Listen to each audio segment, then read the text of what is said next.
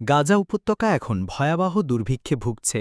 বহুদিন ধরে কথাই শোনা গেলেও এবার প্রথমবারের মতো জাতিসংঘ সমর্থিত বিশ্ব ক্ষুধা পর্যবেক্ষণ সংস্থা আইপিসি আনুষ্ঠানিকভাবে এটি স্বীকার করেছে।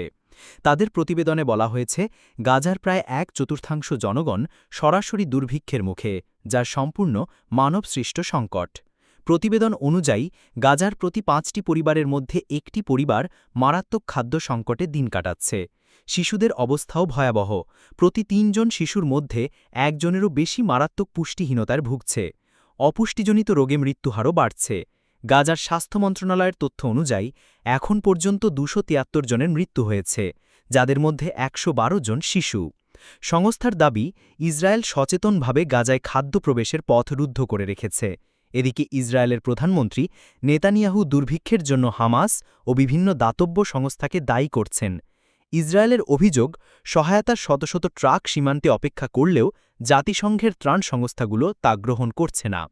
বিশেষজ্ঞরা বলছেন, গাজার জনগণকে নিঃশেষ করতে ক্ষুধাকে অস্ত্র হিসাবে ব্যবহার করছে ইসরায়েল। খাদ্য সরবরাহে বিধিনিষেধ আরোপ, জাতিসংঘকে বাদ দিয়ে বিতর্কিত মার্কিন সংস্থা জিএইচএফের হাতে ত্রাণ বণ্টনের দায়িত্ব তুলে দেওয়া এবং ত্রাণ নিতে গিয়ে হামলার ঘটনা সবকিছুই সেই কৌশলের অংশ। প্রতিবেদন অনুযায়ী এখন পর্যন্ত গাজায় ত্রাণ নিতে গিয়ে ১,৭০০টিরও বেশি মানুষ নিহত হয়েছেন। শুধু জিএইচএফের ত্রাণ সংগ্রহের সময় প্রাণ হারিয়েছেন ৯৯৪ জন।